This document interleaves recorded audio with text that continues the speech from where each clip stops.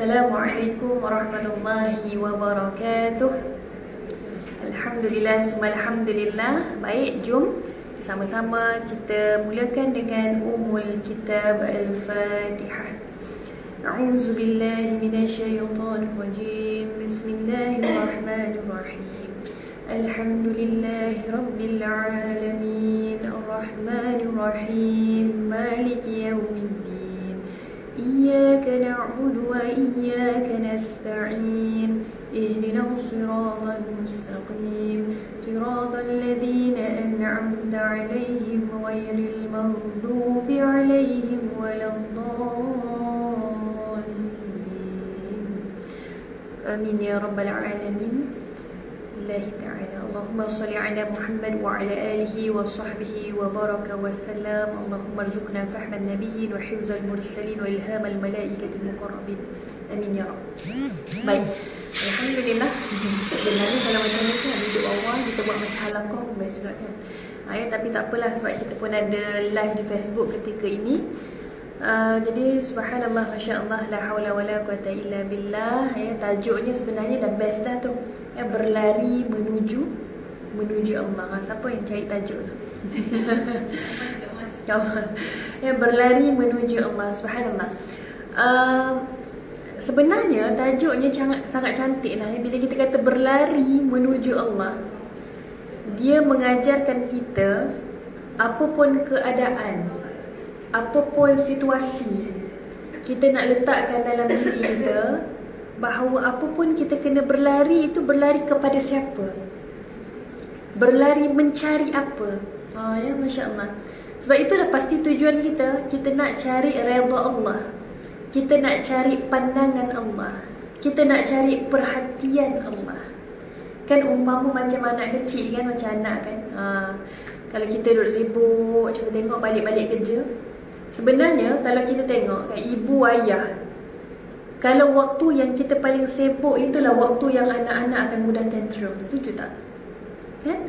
Waktu kita tak sibuk, kita layan dia, tak pula tantrum. Waktu tak peduli dia, tak bagi perhatian pada dia, itulah dia tantrum. Sebab dia nak perhatian, nak pandang, nak dipandang, nak dibelai. Maka subhanallah, itu kita panggil anak kecil, yang kalau diberikan perhatian, dia akan rasa, oh cukup, puas. Sama juga dengan kita manusia. Kita pun nak dipandang, kita nak diperhatikan. Dan yang paling utama adalah perhatian daripada Allah. Sebab kita tahu kalau kita minta perhatian, contoh perhatian suami, pasangan, kawan, majikan, bukan semua orang nak peduli kat kita, betul tak? Kan? Kalau kita tengah merajuk ke, kadang-kadang ada juga masa suami pun malah nak layan. Kan? Itu kita kata manusia makhluk.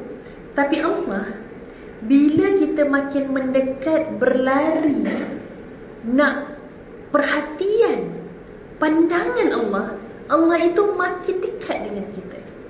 Kalau manusia, ada masa kita pun rasa rimas, betul tak? Mungkin kalau good mood tu, orang nak perhatian, kita boleh layan lagi. Tapi kita pula bad mood waktu tu, orang nak perhatian kita, mau kita jadi rimas, tak suka. Tapi subhanallah, inilah sifat Allah yang tak sama langsung dengan manusia. Pastilah. Sebab manusia ada sifat bosan, rimas, tetapi tidak pada Allah. Sebab itu hari ini, dengan tajuk yang sangat cantik ni, saya nak kongsi satu hadis. Hadis Qudsi. Hadis Qudsi ni maksudnya, kalam ini adalah daripada Allah yang disampaikan melalui lisan baginda Nabi Muhammad SAW. Jadi hadis Qudsi. Baik, ia sangat kenalah dengan tajuk kita. Sebab subhanallah, baiknya Allah, sayangnya Allah, kasihnya Allah pada kita manusia. Yang Allah tahu, manusia ni, engkau ni lemah. Kan aku yang cipta, kan? Manusia ni lemah, maka pastilah engkau akan cari yang maha kuat, itu aku, Allah. Jadi Masya Allah, seolah-olahnya begitulah Allah sedang berdialog dengan kita. Allah memberitahu pada kita. Maka jom kita tengok bagaimana dalam hadis ini. Hadis ini daripada Abu Hurairah. Baginda Nabi Muhammad SAW bersabda, Nabi mengatakan bahawa Allah Ta'ala telah berfirman, Yaqulullahu Ta'ala, Allah telah berfirman. Dalam hadis ini kita tengok matannya dulu, ya. Ana 'inda dhanni 'abdi bi wa ana ma'ahu idza dzakarani fa in dzakarani fi nafsihi dzakartuhu fi nafsi wa in dzakarani fi mala'in dzakartuhu fi mala'in khairin minhu wa in taqarraba ilayya bi shibrin taqarrabtu ilayhi dhira'an wa in taqarraba ilayya dhira'an taqarrabtu ilayhi ba'an wa in atani yamshi ataituhu harwalatan. Masya-Allah. Maksud hadis ini, mafhumnya adalah aku sesuai dengan sangkaan hamba-Ku. Allah kata, aku yakni Allah sesuai dengan sangkaan hamba-Ku. Nanti kita akan tengok apa maksud perkataan dan kalimah demi kalimah ini. Kita tengok dulu maksudnya. Aku bersamanya ketika ia mengingatiku. Jika ia ingat aku dalam keadaan bersendirian, maka aku akan ingatnya dalam diriku. Jika dia mengingatiku di satu kumpulan, maka aku ingatnya dalam kumpulan yang lebih baik, yakni dalam kumpulan malaikat. Jika ia mendekat kepadaku sejengkal, maka aku akan mendekat kepadanya sehasta. Dan jika dia mendekat kepadaku sehasta, aku akan mendekatnya kepadanya sedepa. Dan jika ia datang kepadaku dengan berjalan, maka aku mendatanginya dengan berjalan lebih cepat. Hadis riwayat Imam Bukhari, hadis sahih. Pastilah sebab ini hadis kursi. Hadis riwayat Imam Bukhari dan Muslim. Maka subhanallah, tengok, macam kita cakap awal tadi, sifat Allah tidak sama dengan manusia. Ada masa kita ni pun, kita sayang anak ni kan. Macam saya lah, saya tak cakap jauh, kita lah ni. Kita kalau sibuk daripada pagi, tengah hari, petang ke malam urusan, sampai kita kadang-kadang nak rehat pun tak sempat. Nak rehat 5 minit, tiba-tiba anak datang. Kan nak perhatian yang kita cakap ni tadi. Nak perhatian, datang-datang, bagi kepala, nak usap. Kalau tak peduli nanti dia mengamuk, bergaduh. Ketika itu pun kita akan rasa, okey, Umi penat, boleh tak bagi Umi 5 minit je. Umi nak take time sekejap, nak me time sekejap. Minta ni dekat anak, boleh tak Umi nak 5 minit je. Habis Umi rehat 5 minit, masuk, Umi akan sayang, Umi akan hug, Umi akan peluk. Minta pada anak 5 minit. Kita akan rasa nak, kalau boleh nak ruang kita sekejap, betul tak? Muslimat kan, wanita-wanita kan, kita ni bila penat kerja, balik ada urus keluarga, orang macam-macam ni penat. Tapi subhanallah, berbezanya keadaan. Yang mana dalam hadis ini Allah nak kata apa? Siapa yang mendekat dengan Allah, Allah akan lebih dekat lagi padanya. Siapa yang berusaha cari Allah dulu dalam hidupnya, Allah akan cari keadaan-keadaan yang Allah akan bersama dan berserta kita. Sebab itu jom kita tengok yang pertama tadi dalam kata-kata yang disebutkan, Allah adalah ana 'inda dhanni 'abdi bi. Aku sesuai dengan sangkaan hamba-Ku. Apa maksudnya? Saya pernah kendali satu klien dalam sesi counselling psycho-spiritual. Klien ni dia daripada awal sampai habis sesi itu dalam 1 jam macam begitu. Dia tak berhenti menyebut Allah itu zalim, Allah tu tak adil. Daripada awal dia sebut. Dia diuji dan dia sebut Allah tu zalim, Allah tu tak adil pada saya. Maka saya sebutkan kata-kata ini. Tuan-tuan, maaf saya sebut, tuan pernah tak dengar Allah itu seperti sangkaan hamba-Nya? Dia diam. Kenapa? Kalaulah kita manusia sering meratib, mengulang-ulang sebut Allah itu tidak adil, Allah itu tidak adil. Kan Allah kata, aku sesuai dengan sangkaan hamba-Ku. Kalau kita merasa Allah sebegitu, maka Allah akan jadikan keadaan kita sebegitu. Sebab itu yang pertama ini nak belajar apa? Belajar untuk berbaik sangka dengan hidup kita. Berbaik sangka dengan hidup, berbaik sangka kepada Allah.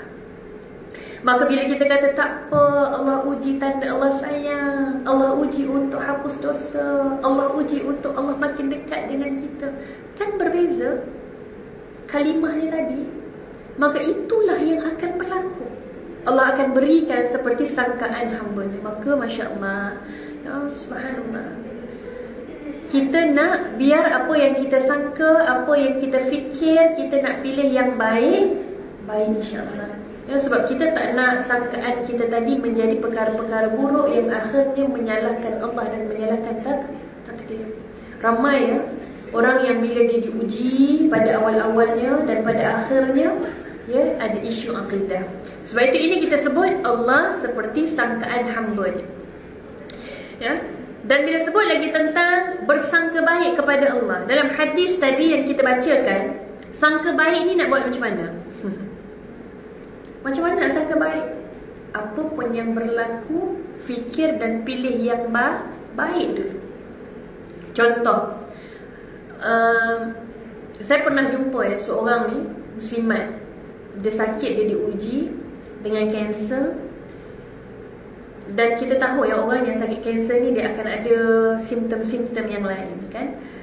Masya Allah, baru lagi berlaku. Saya pimpin jemaah umrah baru-baru ni, dan salah seorang jemaah saya, dia menghidap kanser sel. Kalau kita faham kanser, contoh kanser, kalau kanser otak, dia akan attack kat otak, kan? Kanser breast cancer akan attack kat breast. Tapi kanser sel ni, muslimat, di mana sel itu akan fight ataupun akan aktif, di situlah kanser itu akan sakit, akan serang, ya. Jadi kanser sel ni dia boleh berlaku dekat seluruh badan lah, sebab badan kita ni semua ada sel badan. Dan Masya Allah, sebab apa? Masa hari pertama, hari kedua tu, sebab kami ni belum ta'aruf lagi, saya tengok dia macam ceria je, happy je. Rupa-rupanya saya pun dapat tahu daripada dia punya rakan sebilik. Rakan sebilik dia kata, "Ustazah, boleh tak kita nanti tawaf, Ustazah pimpin tapi perlahan sikit?" Okey lah. Saya kata okey, tak ada masalah, okey. Saya korek, rupa-rupanya begini. Masya Allah, masa dia ikut trip tu, dia baru saja dalam kurang daripada seminggu lepas operation, dia ikut trip. Dan dia ikut tu, dia tidak bawa pun, dia ada suami, anak, semua tak bawa, dia pergi seorang-seorang. Maka ini kita nak kata, nak belajar daripada Masya Allah, berbaik sangkanya dia dengan Allah ni luar biasa, sangat luar biasa. Sampai satu hari, selesai saja kami solat isyak ketika itu dekat Masjidil Haram, saya tahan dia. Saya kata, boleh tak saya nak berbual kejap, betul-betul dalam masjid. Dia kata, boleh Ustazah nak tanya apa? Saya bual-bual, last buka cerita pasal penyakit dia dan sebagainya. Dia kata, apa Ustazah, saya nak sebut begini je lah. Selama saya hidup, umur saya dah hampir nak 40-an, mana anggota badan saya yang tidak pernah dioperasi? Tak ada. Semua, daripada atas kepala, tangan, perut, kaki, belakang badan, Masya Allah, semua ada tanda-tanda dan kesan operation. Maka saya kata, subhanallah, macam mana kekuatan dia tadi berbaik sangka dengan Allah. Saya sebut ulang kali dengan dia, Masya Allah, kuatnya berbaik sangka pada Allah. Dia kata apa? Ustazah, bukan mudah. Kali pertama, kali kedua saya diuji waktu sekolah. Ya, saya menyalahkan Allah, dia kata. Tapi dalam keadaan dia menyalahkan Allah, dia jawab pada saya, ketika itu tidak membantu saya, malah jiwa saya sakit. Bukannya fizikal sakit, malah jiwa pun sakit. Bila memberontak salahkan Allah, bukan saya boleh sembuh, dia kata. Dan akhirnya dia kata dia belajar untuk berbaik sangka dengan jalan takdir dan kehidupan dia. Dan inilah saya sekarang, Ustazah. Maka apa yang kita boleh belajar, Masya Allah, bila saya dengar tu kan, sebab depan-depan menangis ni, ya, Masya Allah, kuatnya, hebatnya Allah berikan pada dia untuk baik sangka pada Allah sebegitu sekali. Kita ni kadang-kadang Allah uji sikit je, Allah sentuh sikit je, Allah usik sikit je. Tapi Masya Allah, ni bila sebut tentang usik ni, kan viral kan? Saya rasa mungkin ramai juga tahu yang berlaku di TikTok kan, apa? Masita. Biasa tak tengok ke tidak TikTok? Saya pun sebenarnya taklah aktif sangat TikTok, tapi sebab dia dah viral kan, dia seorang usahawan yang kemalangan, ya, kereta, kepalanya, ya, habis, ya, remuk sebelah, tak silap saya, kanan ke kiri, satu bahagian mukanya, kepala, muka dan semuanya, ya, Masya Allah. Dan dia tidak boleh melihat, ya, buta kedua-dua mata, akibat asbab daripada kemalangan, juga tak boleh berjalan. Maka subhanallah, macam mana ayat dia kata ini adalah usikan Allah kepada saya. Usikan. Dia tidak kata ini adalah musibah, ini adalah hukuman, tidak. Dia tapi menjawab usikan. Maka apa yang kita boleh belajar sebenarnya, muslimat, adalah setiap apa yang Allah bagi pada kita, setiap orang Allah bagi adalah berbeza-beza, betul tak? Dan itu adalah untuk mengajarkan kita, wahai manusia, terus baik sangka dengan Allah. Baik sangka dengan Allah, itu yang macam kita sebut tadi, aku adalah seperti sangkaan hamba-Ku, kan? Dalam hadis tadi, bagaimana Allah sebutkan, maka kita nak apa yang sedang kita tempuh ini adalah apa yang kita nak lalui adalah yang baik-baik, dan moga-moga yang kita lalui ini adalah yang baik di sisi Allah. Maksudnya apa? Ada orang yang dia diuji bila dia mendekat dan cari Allah. Ujian tadi, semua kesakitan tadi boleh jadi ladang pahala pada dia. Tapi kalau orang yang bila dia diuji, dia banyak, dia tak baik sangka, dia berburuk sangka pada Allah. Ujian yang sama. Contoh, orang ni pun kanser, orang ni pun kanser, tapi kanser ini dia cari Allah, baik sangka pada Allah. Dia kata, oh ini penyakit ini adalah untuk hapus dosa-dosa. Tapi orang yang kedua, dia buruk sangka pada Allah. Dia kata, oh penyakit ini, semua ini kerana Allah tak adil, kerana bagi pada saya, bukan bagi pada dia. Contoh. Maka tengok, selama dia hidup dengan sakit dia tadi, bukan boleh menjadi ladang pahala pada dia, malah menjadi ladang dosa pada dia. Allahuakbar. Maka ini yang kita nak kata, ya, dalam hadis ini mengajarkan kita tentang husnuzan, baik sangka pada Allah. Dan baik sangkanya kita pada Allah, Allah itu maha pengampun, Allah itu menerima taubat, Allah itu maha penyayang, Allah itu kasih pada hambanya, dan Allah tidak akan menzalimi hambanya. Macam mana kami ni dah diuji, macam mana nak berbaik sangka, nak berlari menuju Allah tu bagaimana? Sebab itu kita sebut sekali lagi, kita ini lemah, kita perlukan kekuatan itu pada Allah. Kalau rasa jiwa kita gelisah, cari cepat-cepat Allah. Allah kan yang membolak-balikkan, Allah yang pegang hati. Maka cari balik. Ya Allah, aku serahkan hati aku. Ya Allah, tolong beri aku tenang, tolong beri aku tenteram, tolong beri aku damai. Ya Allah, aku tak mampu. Cari balik. Sebab itu subhanallah, dengan husnuzan, kita baik sangka pada Allah, akan ajarkan kita manusia yang banyak minta pada Allah. Tengok, bila kita husnuzan pada Allah, kan kita kata Allah itu yang maha kuasa, Allah itu yang maha besar, mustahil Allah tidak dapat melaksanakan sesuatu. Allah itu maha kuasa. Masalah kita, ujian kita, sakit kita, mustahil Allah tak lihat, Allah tak pandang. Maka bila kita sedar itu, kita tengah berbaik sangka pada Allah, kita akan belajar untuk tidak berhenti meminta pada Allah. Minta, doa. Kalau kita lemah, minta kekuatan itu pada Allah. Kalau kita rasa tak larat, minta semua itu pada Allah. Maka dalam hadis ini, Masya Allah, mengajarkan kita supaya minta pada Allah. Minta, cari, ingat kepada Allah. Dan apa lagi? Dalam hadis tadi kan disebutkan apa? Bahawa apa? Mana? Kita tengok balik tadi. Aku bersamanya ketika ia mengingatiku. Wa ana ma'ahu idza dzakarani. Allah kata, dan aku ma'ahu bersamanya idza dzakarani, ketika dia ingat aku. Dan aku akan ingat dia. Ya, bila kita ingat dalam keadaan kita bersendirian, dalam keadaan orang tak tahu, dalam keadaan kita menjadikan sebagai rutin, maka dalam hadis ini, dalam hadis qudsi ini, Allah katakan, aku akan ingat dia.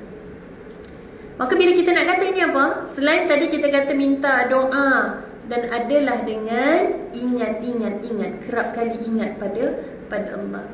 Kerana apa? Masya Allah, cantiknya dalam hadis ni. Balik nanti cuba, cuba rujuk balik hadis ini, cari hadis qudsi berkaitan tentang sifat Allah yang ini. Bagaimana subhanallah, dengan membacanya pun, dengan tengok makna pun, kita rasa dah tenang, seolah-olah Allah sedang pujuk jiwa kita ini.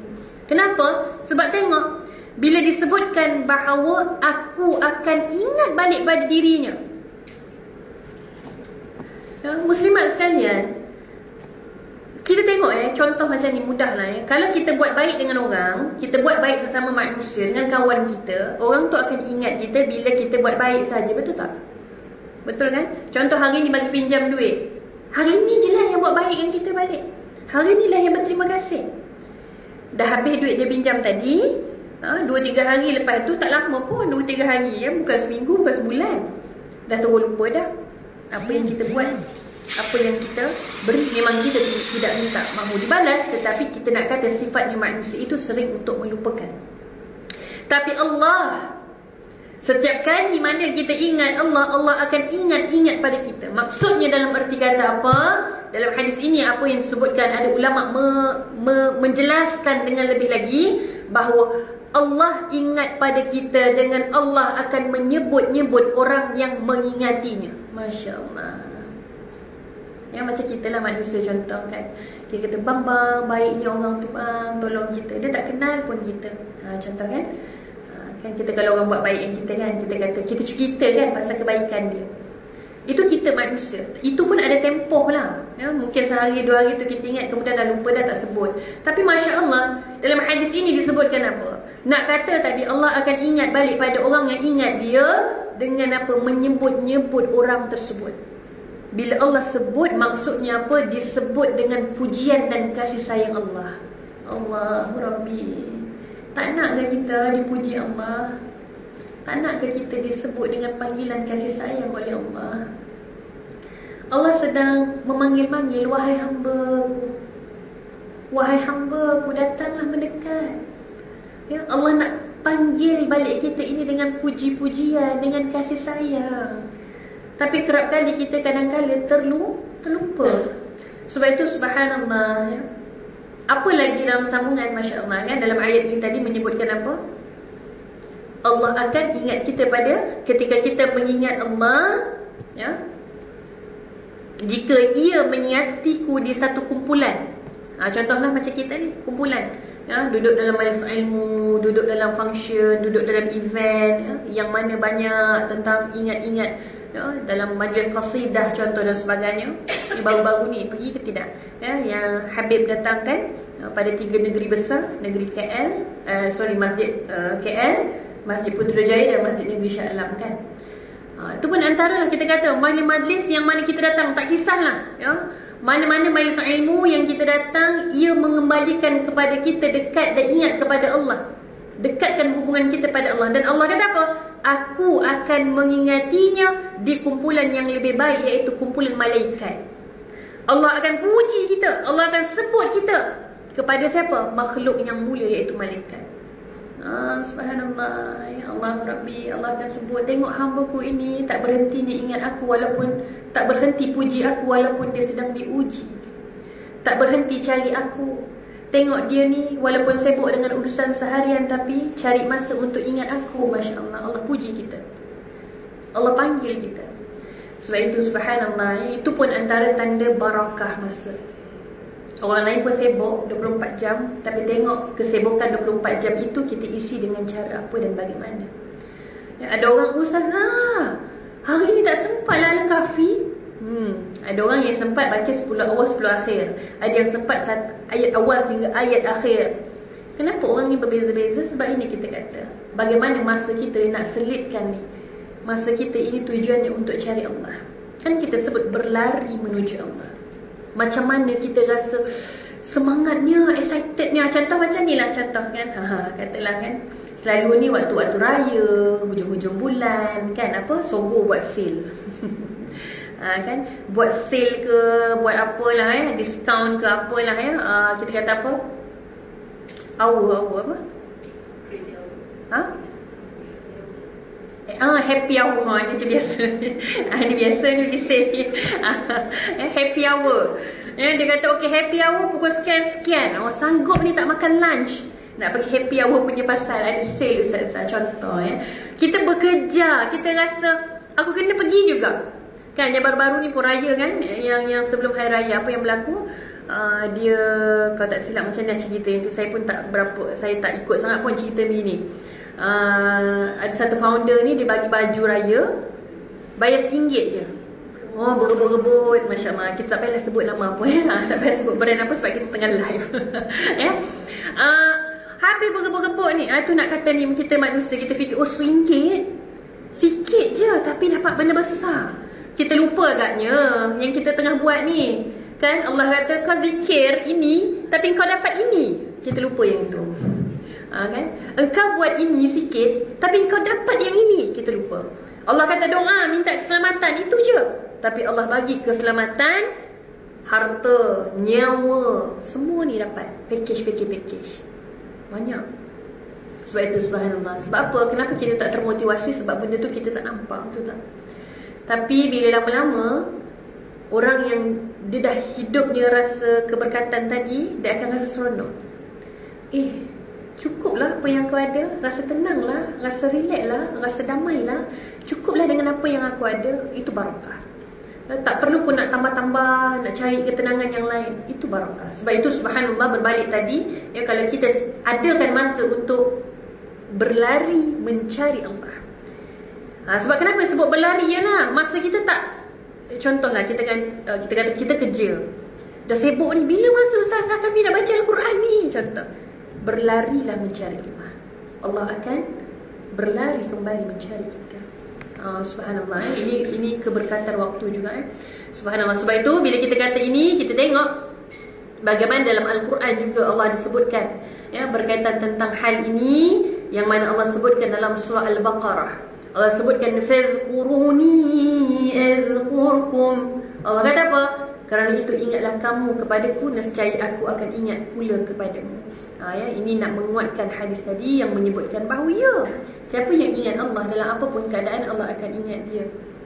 Cuba bayangkan, bila kita ingat Allah dalam keadaan kita tenang dan kita lapang, Allah akan ingat kita dalam keadaan kita susah. Ketika itu bila kita susah, Allah akan datangkan pertolongan daripada pelbagai arah dan cara. Allah. Kan kita nak yang ini kan? Sebab itu saya suka satu kata-kata murabbi saya. Dia kata apa? Ilmu logik dengan ilmu magic. Subhanallah. Bukanlah magic kita kata ada batang yang magic, kayu magic tu ting, jadi tidak. Ilmu logik, contoh kita kata ilmu logik ni kita faham 1 tambah 1 2. Tapi ilmu magic 1 tambah 1 infinity. Itu maksudnya. Kita buat ini kerana Allah bagi luar biasa, sangat-sangat. Itu kena yakin. Sebab itu subhanallah, siapa yang pun, saya yakin depan saya ni pun ada ramai ni melaluinya kan. Ada masa kita susah, Allah datangkan pertolongan betul-betul tepat, tak kurang sesaat, tak lambat sesaat, pertolongan itu datang. Masya Allah. Contoh macam ni, mudah begini kita mungkin sebelum ni ada bagi pinjam duit, minta-minta punya minta, tak bagi-bagi, tak bayar-bayar. Kita pun kita tak apalah, dah berbulan-bulan dah makan tahun. Tiba-tiba ketika itu, saat itu memang betul-betul kita perlukan duit, kita perlukan saat itu, orang tu menghubungi kita semula. Maaflah, dulu kau hubungi itu, aku memang tak ada duit nak bayar. Kali ni dah ada duit, aku bayar lebih lagi. Waktu yang tepat, waktu yang kita perlu. Dan ketika itu kita akan rasa, ya Allah bagi memang tepat pada masa. Ya. Ini semua kan, ini kita kata ilmu magic. Mana kita nak tahu dan kita sangka. Sebab itu kita nak belajar apa tadi? Baik sangka dulu pada Allah. Allah mengetahui apa yang kehadapan dalam hidup kita. Kita tak tahu. Sebab itu, Masya Allah, hadis ini luar biasa. Dan kita nak tengok tadi apa? Jika mendekat kepadaku sejengkal, aku dekat kepadanya sehasta. Dia dekat kepadaku sehasta. Manusia ni dekat kepada Allah sehasta. Allah dekat kepadanya sedepa. Makin dekat, makin dekat. Nak kata apa? Perbandingan ini, nak sebutnya, sampailah disebutkan, kalaulah manusia ini dekat kepadaku, berjalan dengan cara berjalan, aku akan dekatkan diriku kepadanya dengan berjalan cepat. Allah berikan perbandingan. Nak kata apa? Kita buat sikit, Allah bagi lebih banyak. Kita berlari mendekat pada Allah. Cuba bayangkan bagaimana keadaan Allah nak mendekat pada kita. Nak mendekat ni sangat bagus, sebab Allah akan bagi rahmat, Allah akan bagi berkat. Ini semua benda penting yang ada pada hidup kita, yang perlu. Mungkin tak nampak daripada sudut rezeki, tapi nampak Allah lembutkan hati suami kita. Tak nampak daripada bab tu, Allah berikan anak-anak yang dengar kata dan taat. Mungkin tak dapat daripada bab tu, Allah berikan majikan yang baik. Ini semua adalah dalam aspek-aspek ini. Sebab itu subhanallah, apapun kita nak, moga-moga kita buat apapun cara yang untuk kita dapat mencari dan mengejar cinta Allah. Dan kita nak tengok lagi dalam satu hadis yang lain, hadis sahih, hadis riwayat Imam Bukhari dan Muslim. Allah disebutkan, bagi Nabi Muhammad SAW menyebutkan, innallaha idza ahabba 'abdan da'a Jibril faqala inni uhibbu fulanan fa ahibbahu. Masya-Allah. Allah mengarahkan apa ni? Allah mengatakan apa? Jika Allah mencintai seorang hamba, Allah akan panggil malaikat Jibril. Allah akan panggil Jibril. Allah kata apa? Sesungguhnya aku mencintai si fulan, orang ni, maka cintailah dia sekali. Nak kata apa? Kalau kita cari cinta Allah, Allah akan balas cinta tadi. Malah Allah akan panggil pula makhluk-makhluk yang ada yang lain, malaikat, untuk turut sama mencintai dan mengasihi kita. Maka subhanallah, sebab itulah datangnya keberkatan dalam kehidupan bila adanya rahmat Allah dan juga daripada makhluk-makhluk yang kita sebut tadi, malaikat yang mendoakan kita, masya-Allah. Subhanallah. Sebab itu apa lagi yang disebutkan, kedekatan Allah itu bertingkat-tingkat. Maksudnya kedekatan Allah itu, lagi kita dekat, lagi Allah dekat. Lagi kita dekat, lagi sangat Allah dekat. Sebab itu berbalik pada kita, kita nak ke tak nak. Kan? Kita dah tahu dah cara ni. Kita kata macam mana nak cari cinta Allah, macam mana nak cari redha Allah. Rupa-rupanya kita lah dulu yang kena mencintai Allah. Kita dulu yang kena redha dalam keadaan hidup kita dan takdir hidup kita. Baru yang akan datang itu menyusul adalah redha dan cinta kasih Allah. Subhanallah. Maka berbalik-balik, kita yang kena mula dulu. Dia tak datang bergolek, kita kena usaha, insya-Allah. Maka hadis yang kita bacakan tadi, hadis qudsi, hadis riwayat Imam Bukhari dan Muslim, bagaimana baginda Nabi menyebutkan melalui lisan Nabi, Nabi mengkhabarkan tentang apa yang Allah sebutkan. Ini sebenarnya memberikan motivasi untuk kita, insya-Allah. Okay, cuba sebelum kita nak tutup, cuba bagi contoh pada kita, bagi contoh ni situasi yang kita selalu alami. Puan-puan nak ni, biasa ni, ustazah ni memang stres lah ustazah, tapi ya Allah, Allah bagi jalan macam ni. Ada tak? Cuba bagi contoh. Apa antara? Banyak sangat dah, sampai dah tak terfikir. Apa dia? Keadaan yang stres ni, tapi ya Allah, Allah bagi jalan macam ni, boleh pula macam ni. Gitu. Ada tak? Apa? Cuba bagi saya satu contoh. Kan mesti ada, mesti ada. Saya nak dengar contoh. Apa dia? Fikir. Apa dia? Kalau saya antaranya dia banyak, antaranya macam ni. Saya bagi ni fikir ni, saya share satu pengalaman saya lah. Dia banyak, tapi antara salah satunya begini. Saya teringat waktu saya belajar waktu degree di UIA dulu. Masya-Allah, saya degree di UIA Gombak, saya ulang alik Shah Alam UIA Gombak setiap hari. Kalau kelas pukul 8 pagi, boleh bayanglah seawal pukul berapa kena keluar dah. Dan nak pendek cerita, ada satu hari tu sebenarnya banyak hari pun dalam 3 tahun lebih tu degree tu memang selalu outstation. Ada satu ketika tu saya outstation, saya touchdown dekat KLIA pukul 5, pukul 6 pagi. Daripada KLIA tu nak kena ke UIA Gombak dalam keadaan jam, traffic jam dan sebagainya.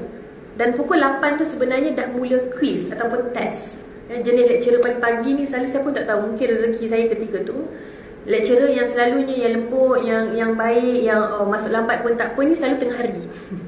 Yang pagi ni selalu pattern lecturer yang dia akan kunci pintu 8, 1 minit kunci pintu gitu. Jadi subhanallah, bayangkan kita dalam hati, ya Allah tak sempat dah ni, ya Allah tak sempat dah ni. Tapi Allah bagi cara dengan cara yang berbeza. Boleh datang lebih awal. Tu contohlah satu-satu.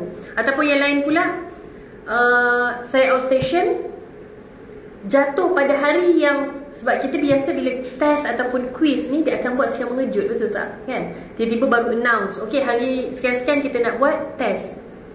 Dan hari tu adalah jatuh waktu saya outstation. Boleh bayang tak macam tu? Memang tak sempat lah, tak boleh buat lah test ni. 20 markah burn lah, tak buat. Tapi Masya Allah, tiba-tiba last minute lecturer kata, okay, saya tak sihat, kita tunda test. Boleh bayang tak waktu tu macam mana perasaan kita? Kan, kalau perempuan kan, kalau kata okay, deadline kena hantar hari ni juga, tiba-tiba bos kata okay, tak apalah, saya tak sihat, saya tak datang, kita tunda esok. Rasa apa ketika tu? Masya Allah, ya Allah, aku tak minta, aku tak sebut, tapi kau bagi, seolah-olah gitu. Nak kata apa? Kan Allah tahu apa yang ada dalam jiwa kita. Kan Allah tahu apa yang sedang kita berkeinginan ketika itu. Jadi macam kita lah kan. Contoh mungkin yang, Ustazah macam mana ni, saya nak kena urus anak saya, nak ni, tak sempat. Tiba-tiba Allah bagi sempat. Ni. Kan ini semua urusan siapa? Urusan Allah. Sebab tu saya tadi nak tanya, ada tak? Bagi saya situasi, saya nak 2 situasi yang pernah perempuan lalui. Saya naik LRT, saya bawa barang banyak. Lepas tu saya cakap dah hati, bagilah, ada lah tempat. Tapi bila saya masuk tak ada, semua penuh. Tiba-tiba tak tahulah macam mana orang tu kata, sini duduk pun dia. Duduk pun boleh tak? Tapi tak minta pun pada dia. Tak minta. Kan? Gerakkan hati tadi Allah, kan? Selalu begini kan? Masya Allah, luar biasa. Hebat. Kita minta pada Allah. Sebab itu kita nak kata manusia cukuplah minta pada Allah, tak payah minta pada makhluk.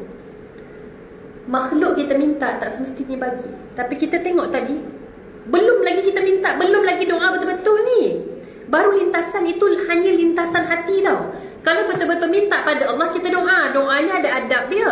Ulama kata doa ni kena ada adab. Mula dengan pujian, mula dengan sebut nama-nama Allah. Ini adab doa. Itu baru betul-betul minta. Tapi ni tadi baru lintasan hati. Tapi Allah bagi sebab Allah tahu dia berkeinginan waktu tu. Lagi yang lain. Satu lagi.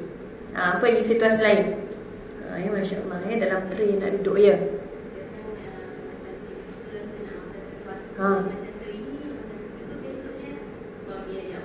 Subhanallah, kan?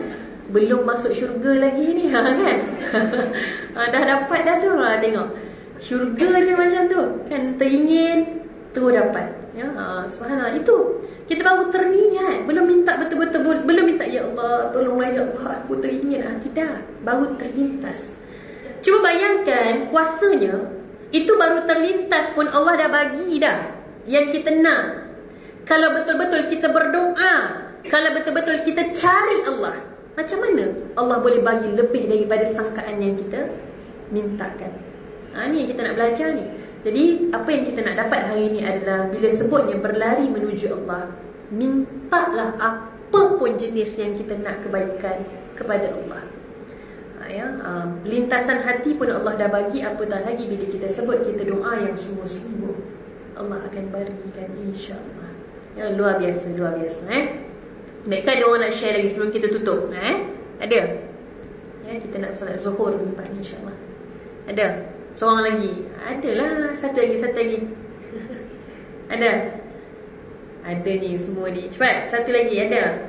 Apa Okay, makan. Saya rasa makan tu pun semua orang pun lalui, kan? Makan, tempat duduk. Lagi? Tidur macam mana tu? Nanti saya nak tidur. Saya cakap, ya Allah, masjid Jami turun lah. Sebab saya nak terjagalah saya. Saya cakap, saya doa lah, jangan terbabas. Tapi nanti saya cakap, saya bukan nak jadi ke alam ke Allah kan? Tapi saya doa untuk supaya bangun dekat masjid Jami. Betul. Itu terjaga masa tu, tiba-tiba terjaga. Bila masa Jami je macam saya, bila dengar pintu tu kat saya terjaga. Betul-betul dekat masjid Jami.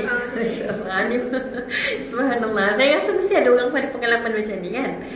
Contoh, kita ni tak kunci jam. Okey, aku nak bangun pukul 3 je lagi. Pukul 3 je lagi contoh lain. Suruh lah. Saya cakap suruh lah. Abang tunggu, terjagalah saya dekat masjid Jami. Janganlah terbabas. Sebab nanti masuk. Ya, kena masuk train lain lah. Tapi saya kata, tawakal je lah. Tidur lah. Ini betul-betul tawakal. Tapi betul, ni betul. Tapi dia nanti was-was juga, aku ni macam Allah ni nak buat macam alam. Tak, bukan niat saya je. No, lepas ni dah tahu macam ni, jangan was-was. Maksudnya apa? Kita minta jangan was-was sebab kita tahu yang Allah boleh bagi. Confirm. Tu kena ingat. Kalau minta pada Allah, kena rasa confirm Allah boleh bagi. Confirm Allah boleh buat. Kan? Ini yang kita kata yang instant result. Yang kita minta contoh yang besar-besar tak dapat lagi, tak apa. Kena rasa confirm Allah boleh bagi. Ini antara syarat juga yang nak jadikan doa kita doa yang mustajab. Allahu Rabbi. Jadi subhanallah, ini antaranya. Dan sebelum saya tutup, saya rasa pun saya pernah share ni. Biasa saya share benda ni dekat Muslimat pun. Saya rasa dekat sini pun saya pernah share. Yang mana saya kemalangan, kan? No, kemalangan tu cerita lain. Ni kereta rosak dekat highway, kan? Tak telefon lagi suami, tak telefon mekanik, tapi kita minta pada Allah, ya Allah tolong. Sebab kita tahu waktu tu kalau telefon suami mungkin 1 jam pun dia tak sampai lagi, kan? Dari rumah nak masuk highway, kemudian nak U-turn pula highway sana nak ke highway sini. Kalau telefon mekanik pun mungkin juga sama. Maka apa yang kita boleh buat waktu tu, minta pada Allah, ya Allah tolong, ya Allah, Engkau sahaja yang aku ada ketika 5 minit lepas tu, kereta saya betul-betul parking dekat lane emergency. Lori tengah laju waktu tu kat atas highway. Memang tak keluar lah sebab bimbang juga, kan? Keluar 5 minit lepas tu motor lalu berhenti tepi saya. Dan Allah datangkan betul-betul ketika itu. Yang datang tu puan-puan, kenapa? Saya kata tayar saya bocor, Tayar waktu tu ada masak tayar tak silap saya. Dan dia kata apa? Tak apa, saya tolong tukarkan, saya mekanik. Allah Rabbi, Allah Rabbi. Allah hantarkan orang yang tepat. Ya.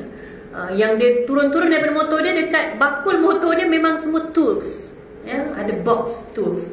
Ini Masya Allah, apalah kita nak menidakkan. Benda-benda ini sebenarnya yang kita lalui setiap hari dalam hidup kita. Jangan rasa kebetulan. Jangan, aku kan minta tadi kebetulan ke ni? No. Ya, dalam Islam kita tidak ada kebetulan. Semuanya telah Allah tetap dan takdirkan. Maka apa yang terlintas dalam hati kita bila dapat, ucap balik syukur pada Allah. Alhamdulillah ya Allah. Kan Allah yang buat, kan Allah yang bagi, kan Allah yang tetapkan, kan Allah yang tentukan. Jadi lepas ni puan, kalau berlaku lagi macam tu, pertama kena cakap Alhamdulillah ya Allah, syukur ya Allah. Ini kita kena belajar. Baik, jadi Alhamdulillah, terima kasih semua. Jadi apa yang kita belajar hari ini adalah pergantungan kepada Allah kena 100%, minta kepada Allah dengan betul. Dan Masya Allah, ingat kepada Allah. Moga-moga Allah terus ingat pada kita dalam apapun keadaan, insya Allah. Ada apa-apa persoalan sebelum kita buat khulasah kesimpulan dan kita tutup?